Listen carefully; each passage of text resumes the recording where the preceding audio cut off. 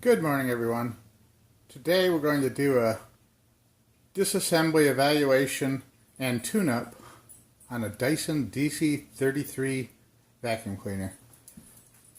I've done a few home improvement and maintenance videos in the past, and I haven't done one in quite a while. And I thought I've been neglecting that part of the videos, that topic. So I thought, I had a question at work. One of my coworkers asked me about vacuum cleaners. I said, you know what? I need to get a video up here about the Dyson and also about the Kirby, my two favorite vacuum cleaners. And this one here is our second Dyson that we've had. For the first one was the older model DC07, one of the original ones that was sold in the US. And this one here we picked up just a couple years ago. It's a slightly updated model called the DC33. Has a different style turbulator or turbine head on it. Has a different filter we'll get into in a bit. It also has a multi-floor machine for carpet and tile with a switch right here to change back and forth. And we're going to go over it, how to take it apart, how to clean it, how to maintain and service it, how to diagnose when something's not working right on it. And when you get done following these instructions, your Dyson should perform just like it did when it was new. Alright, let's get started. We've seen, if you're looking at this video, you've probably used your Dyson. You know how it basically functions. And we're going to show you some things here. We're going to start by disassembling the dust bin. Push that down, take that off. We'll lay the dust bin aside. That gives us access to see the rest of it. Sometimes when it's not picking up properly, it can be a clog. And most people know this, but in case you don't, there's access to the lower part of the suction tube here by squeezing these two prongs and lifting straight up. We can pull this out. We can check the elbow for clogs or obstructions. We can check up in here for anything that might be clogging the airflow. And if there's anything's been sucked up into the system, sometimes it'll get clogged right here in this bend or right down here in this chute here. So we want to check both these for any clogs or debris.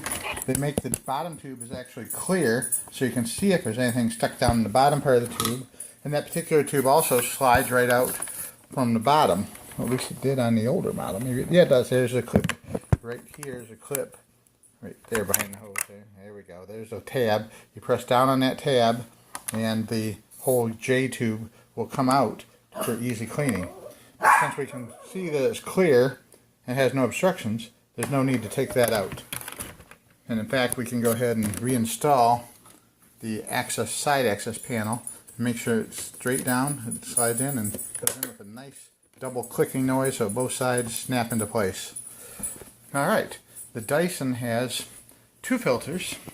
One's a pre-filter and one's a post-filter. The pre-filter is on this side. You gotta push again, same kind of deal. You push in on the tab and then the whole thing slides up and towards you.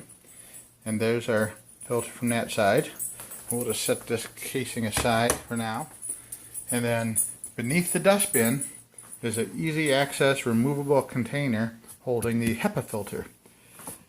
And it says on there, wash the filter in cold water at least every 3 months. Now, how many of you people have ever washed your filter, let alone every 3 months? And if you have the older one, the DC07, it doesn't have that label on it at all. It does not have an easy access panel.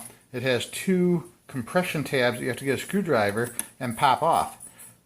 And on the DC07, you can't wash the HEPA filter in water. You have to just blow it out with a little compressed air or replace it. They say it's a lifetime filter, but if you have a lot of animals, pet hair, a lot of dust in your house, you really should replace that HEPA filter at least every year. They're only about $7 or $8 online, and it's a good investment to replace that HEPA filter once every year, maybe every 2 or 3 years if you have a light duty use. But the newer ones, the DC33, the Animal, and several others, the Ball vacuum, I believe, have a washable HEPA filter. So we're going to just grab a hold of it and bring it out. And we're going to look at it. You can see the seal around the outside edge. Looks like it may not be. Let's see how it's a little distorted there. We're going to try and straighten that out a little bit when we put it back in to make sure there's no air leaking around it or blowing through it. But if you look at it, you can kind of see it looks a little shady, a little dirty there. So I'm going to take it out in the garage before I wash it and blow out all the dust first and then give it the good rinse down. So we'll set that aside too. We'll look inside of the filter compartment and make sure there's no dust or debris in here. This is the final filter. Here's your air motor right here, and this is where all of your suction is generated through these air vents. So you don't want any debris or gravel, dust, big dust particles down in this section. And if we look in there, we can see this is really clean in here. There's a little dab of silicone sealer down there that's perfectly clean and hasn't collected any dust. The whole area here looks like the filter is working as it's supposed to. So we're gonna clean both filters, and we'll be right back with you when we get outside and ready to use the air compressor. Alright, I just popped the side filter out. I don't know if you can tell real well here, but there's a big clump of hair there, and it's very dirty. Look how much dust and that there is in here. And I say it doesn't say that you need to blow it out with compressed air, but I feel better blowing the big dust particles out with compressed air before we wash it. Alright, for my equipment I just have a air gun here and a small household air compressor, and it's set to about 100 psi, something like that. We're not going to go crazy with the air, we're just going to do it. Oh, and the side filter is actually two separate filters. It's got this outer pad that you take off. It looks pretty clean on the inside. The back side certainly doesn't look clean at all. So we're going to blow that out right now. Alright, we're back. Now the HEPA filter generated very little dust. Very, very little dust, which is a good thing. That means our primary filter system is working the way it's supposed to. And the turbulators and the inner dust controls are all working great. So it's good that that was clean. The outer pad filter had a lot of dust. Big cloud of large particulates blew out of it. Took several passes by with the air gun to get all the loose dust. The inner top filter had a substantial amount of dust too, but you could tell it was a very light, fine, powdery dust. So what I'm thinking is the pad collects the large particles, and this part collects the smaller, finer particles. And that's why most of the time when you start a Dyson, you don't get a puff of dust going up into the air, because of these excellent filters it has. So a lot of the older vacuums, one that use cheaper quality bags, you get a big puff of dust every time you start it up. Now we turned on the cold water. It says you only use cold water while you're doing this. And when you finish doing this, you're supposed to let it set and dry for 24 hours. So it's totally dry before you reuse it. And, you know, it might take that long. It might not. I'll probably wait that long because I'm not planning on vacuuming today anyway. So if that's what they recommend, I think we should probably go with that recommendation. And I'm reading it right on here. You swirl the water around in here, get it nice and wet, rinse it.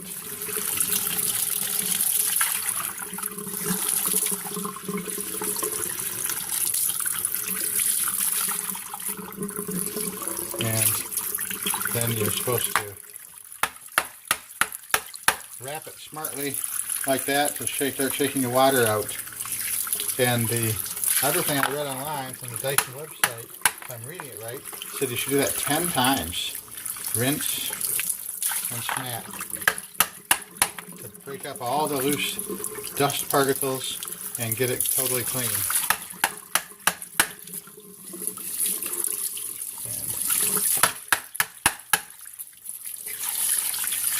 And just to be safe, I'm even tapping both sides of it. Just to try and dislodge as much dirt and dust particles as we can.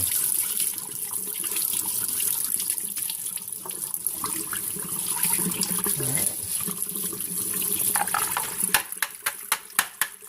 Now we're just going to set that aside now. And then we'll do the big pad cartridge. I got a feeling this one's going to be, this is like a sponge. I mean, this thing's going to be ridiculously dirty.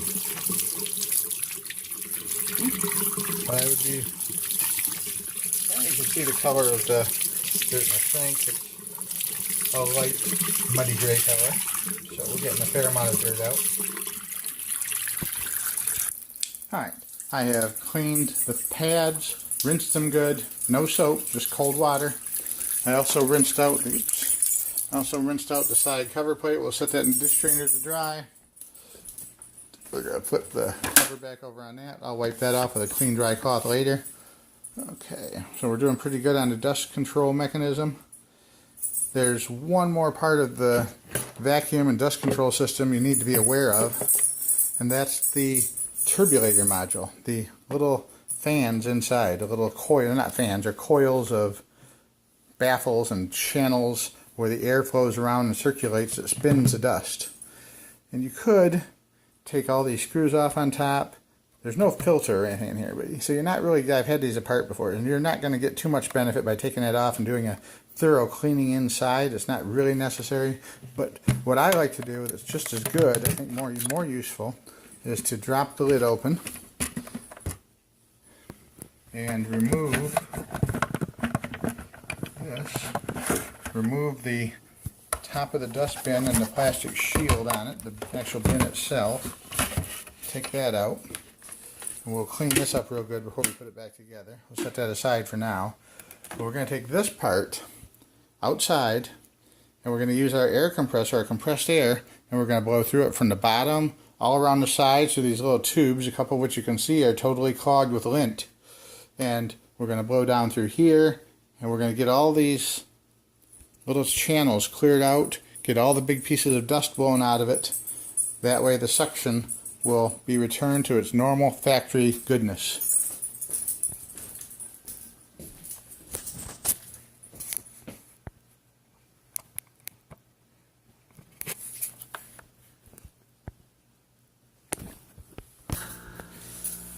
Alright, that went very well. When I first started blowing on this, I stuck the hose up in there. That was like a fog machine at a nightclub going off. It was just an incredibly dense and huge cloud of dust came blowing out of it. So we blew down through there. We rotated this all around multiple times and blew through all the little honeycomb mesh. We cleaned up this end of it down through here and around there. So this is pretty darn clean now. I don't think you're going to have any more restrictions. Everything's going to flow real smooth. We'll take a damp cloth, no soap, just a damp wet cloth. We'll clean off all the yellow surfaces and gray parts on this before we reassemble it. So we're going to set that aside now in the sink so we can do that later. I don't want to spray or soak the whole thing in water because I don't know how much water would get trapped inside of it. So we're not going to use standing water on that or this. We're just going to get a damp cloth and we're going to clean both of these, surface clean those with damp cloths. Alright, down to the final thing here. You need to check on your Dyson. Assuming that your switch is working properly and that your handle comes in and latches okay like it's supposed to. The only other area that people have trouble with on their Dysons is going to be when we go underneath. Underneath can intimidate people, but it doesn't have to. What we have is we have what I always called the beater bar, but which is more commonly referred to as the roller brush. And we have a flexible air hose here and a belt. Actually the models, most of the models that have the clutch mechanism, the multi-floor models where you can turn the brush off, have two belts because of the way the clutch is set up. And the belts on these are very tricky to get to. It makes it a lot easier if you have a special tool. For about $8 to $10 online you can buy the special belt replacement tools they sell for Dysons. I actually have this tool I rigged up for spring work when I'm doing small engine repair. It's a T-handle hooked to a steel rod with a hook on the end of it. And you can get it around springs or belts and grab them and pull. And that's basically what the one T-handle you use that they sell you is to stretch the belt. You use this to pull it and stretch it. And the other part is to actually pull up on the roller bar, which I've never had any trouble pulling that up with my hands. I'm strong enough to pull that up by hand. But if you think you might have a trouble with it, if you don't have some little tool like this you can rig up, then go ahead and order the belt installation tools online when you order your belt. It's worth having. Some people even order spare filters so that when there's a drying for 24 hours they have new clean dry ones to put in place so there's no downtime on the vacuum. If you're a heavy vacuum user that needs it every day, that's something you might want to consider. Alright, now Another problem, why isn't my floor as fluffy as it used to be? Well, perhaps your roller brush is wearing out. The roller brush consisted of this long plastic twisty bar with brush filaments embedded in it. And over time, these brush filaments begin to wear down. And there's an easy way to check and see if they're good or if they're worn out. We'll set that up like that so it stays like that. And if you position yourself here, look at the leading edge where the vacuum cleaner will hit the floor at. There's little roller guides here. And then there's the back part. If you drew a straight line across here, a straight edge, and you look down across that straight edge, the bristles stick out beyond that straight edge. If they do, then you still have a good roller brush. If they're worn off even and you can't see the bristles protruding beyond the flat plane of the edge here, that means your roller brush is totally wore out and you're going to need to replace it because your bristles aren't actually touching your carpet or floor and doing any good at all. So let me get down here. It's hard to see in the video, but if you think I told you what I'm looking for and what I'm looking to see, I'm looking to line up the front half and the back half of the housing assembly with my eyes and seeing if I can see bristles sticking out beyond where it meets. And I have to say that this roller bar, this beater brush, if you want to call it that, is pretty much wore out on mine. It's going to need to be replaced soon. I don't have one with me today to replace it, but I'll show you how to do it. 3 screws. They're not actually screws, they're twist locks. Here, just going to give them a 90-degree counterclockwise turn. Push in a little bit, 90 degrees counterclockwise on all 3. And then the plate tips forward, like so, and snaps off. While you have this off, you want to get down there and clean all the cracks and crevices, get all the dirt and gunk out of it so it goes back in place nice and smooth. We'll set that aside. Alright, if we were going to replace the bar mechanism, this is how we would do it. We'd snap it out on this side, and you snap it out on this side, and here's the belt. You have to get a hold of that belt, stretch it out this way, and then slide the brush out from underneath the belt. And once you did that, you could actually change the belt too by popping off this hose off the back, and then the belt mechanism's down beneath that where it attaches to the motor. That's where you'd use your little tool to fish the belt through, wrap it around the motor stem, and then back out through this hole here. So it's pretty easy. When you have it apart, you're going to want to pull these end caps off the beater bar, clean the mounting stem and bearing assemblies in there, make sure all the dust, oh, we got one out right there. You're going to pull this out, if it comes out on these. Maybe it doesn't come out on the Dysons, because it looks like it spins both ways. But we're going to check it. We're going to make sure it spins freely. Hang on, I'll set you down. Pop that back in place.